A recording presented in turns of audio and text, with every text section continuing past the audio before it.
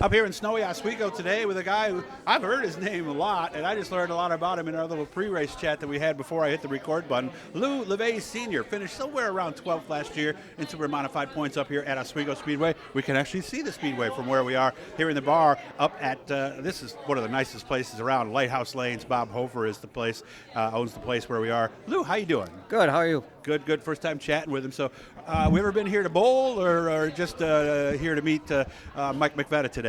Just came down to see Mike, race with him on the ISMA MSS circuit from time to time and here at Oswego, and always a really nice guy, good guy to hang out with. He told me he was going to be in town, so I made it a point to come down and see him. There you go. And I happened to catch him, and I was able to convince him to get on the mic. So how was last year? No wins so far. Started racing a Super in 2008. Are we getting there? We're getting a handle on these cars. We bought a couple of the old Ray Graham cars and stuff, and it's been a challenge to figure out the difference in the cars. The only thing I drove before was an old solid axle Graves car and stuff. You know, and these cars are pretty well built, and we're finally getting a handle on the engines and the setups and stuff. And we've had a couple good runs and run into some mechanical issues and wrecks and stuff. So we do have the independent front suspension now. Yeah. Is that what you need? Because I talked to some guys say yes, some say no. I don't think it's really necessary to have it, but it's a lot easier to repair if something gets ripped off of there and you got the spare parts.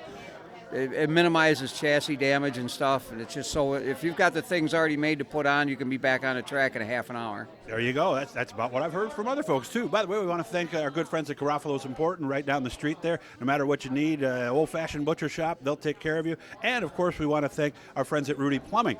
My dad always said 3 people you need to know: mechanic, a butcher, and a plumber. You agree with that? Yeah. Of course, Yeah. You are the mechanic. Yeah. He actually works for Admar, works on their equipment as he needs to. So you told me there's 2 cars. Of course, your son races as well. How do they look today? The one car's been sitting since most of last year. We lost an engine early out in Ohio. We broke a lifter on a motor we bought for a backup. The other engine had been down some of the season before, waiting on parts. So right now it's basically parts are in for that one. I have the parts for the Ohio backup motor, so getting the other primary motor done will be our biggest issue. So when do you think we'll start turning wrenches and start putting that back together? Probably be out there tomorrow. I thought about going out there today, but with the temperatures the way they are, it takes a little longer to heat the shop up, so I figured I'd wait till it got at least into the 20s to get the heat on out there. You're going to have a salamander or something in there to keep it somewhat warm? I do. I've got a big furnace too, and it takes time to heat up. I got a welding table and all the equipment in there and stuff. It takes so much time to heat all that stuff up. Okay. You wait 4 or 5 hours for it to get warm, and then you get a little bit done. It's time to go in the house. So. Could go there at like 5 in the morning, turn it on, and take a nap and come back? Yeah, maybe? that's probably what I'll do tomorrow is get up early and turn the heat on when my wife goes to work.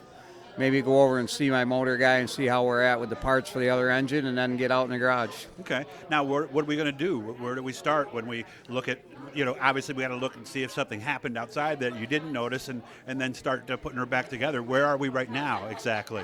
Right now, the car came off the track in really good shape. We've got to make a couple of fiberglass nose pieces and some spare front end parts. We used up all the spares we had last year, so I got to build a bunch of A-frames and tie rods and stuff like that, some push rods. Once we get the spare parts on the handle, both cars are in really good shape. The vinyl and the bodies and everything will probably remain the same. Do you do the fiberglass yourself? Yeah, we got the mold from Ray when we bought the car for the nose piece, so we do make our own noses and stuff. Okay. How long does it take to bend up some A-frames? The tubing for those is mostly all straight stuff, so it's just cutting and welding the ends in to screw the rod ends into and stuff. Okay. We could probably spend 2 days out there and make enough spare parts for both cars. So. Okay. What's the plan as we look at this, and for you and of course your son too? Well, What are the plans? I'm not sure what my son's plans are. Him and his stepdad do that thing on their own. I see. I was talking with Steve on the way here as far as the ISMA circuit and stuff and MSS with the weekends of traveling. A lot of it's 2-day shows, and with Steve being a teacher and stuff, summer times are kind of open for him, but it's tough for us to get the time off to do the 2-day traveling show. So I'm not really sure what we're going to do travel-wise. We may stick closer to home. I really do like going out of town and stuff, but running with the wing guys, we try and support them when we can. Okay. So out of those MSS ISMA shows, which ones are you thinking about right now? Last year we did Lorraine. I'm not sure if we'll do that again or not. It was fun. It's another 2-day deal. Maybe Sandusky. I'm not sure about that either. I know for sure Evans Mills right here in our backyard, and I won some races up there in the stock car when I had that and in the limiteds. So. Okay, they got that north-south shootout. That's a non-point race down in North Carolina. Is that what you're thinking about? Because I would imagine everybody that's up here has always wanted to race in North Carolina, haven't they? Yeah, I just talked with Steve about that, and it's on a time where he can't get the time off from school. He's a teacher. He's going to Europe at the end of November, so he's not going to be able to take time off in the beginning. That's too bad.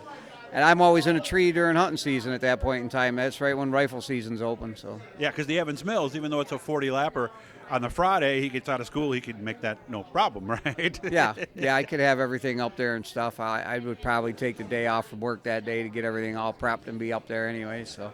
What is it like for a guy who primarily runs non-wing stuff when you do get into a wing car? I've talked to enough people that say it takes you a while to trust how deep you can go in, right? That's the biggest thing is trusting the car to stick to the ground when you go in because you're used to lifting without that wing on there to slow you down. And I noticed with my son doing it last year, standing back and watching his getting the wing working right and everything, he got faster and faster. So if we can get someone to work with Steve to watch both ends of the track and get the wing dialed in, that's the biggest part of it, is to get the wing coming up at the exact right time and then going down at the right time. Yeah, setting those pressures is its own thing in itself. So, yep. And I would think, especially at a place like Oswego, by the way, we can see it from where we are, you already have your marks and you have that built into your brain. It must be tough for your right foot to override what your brain's telling you to do. Yep. You got to drive down in there deep and trust the car, and it's hard to do. You're used to letting off at a certain spot, and you've got to drive right past it, and I've pushed it deeper and deeper. I still don't think with the wing on the car I've gone in quite deep enough yet, but we're getting there.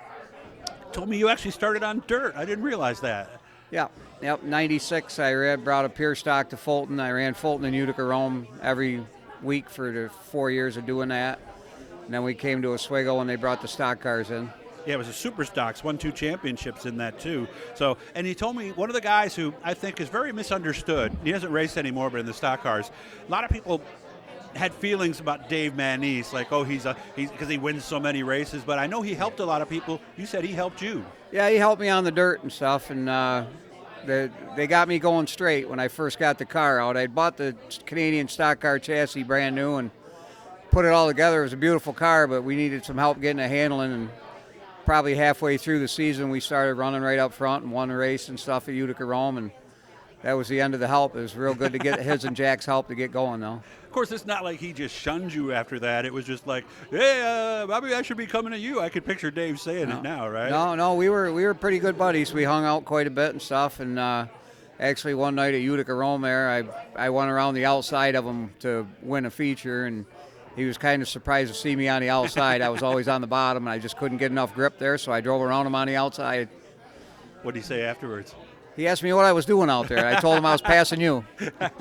Super stocks. I didn't know they ran those as much as they did. I thought those were only specials only, but you said they ran those weekly back then. The super stocks at Oswego, yeah. The car I brought here was the same car that I ran on the dirt. Oh. We just put an aftermarket body on it and stuff, and we ran that 2 seasons. And all right.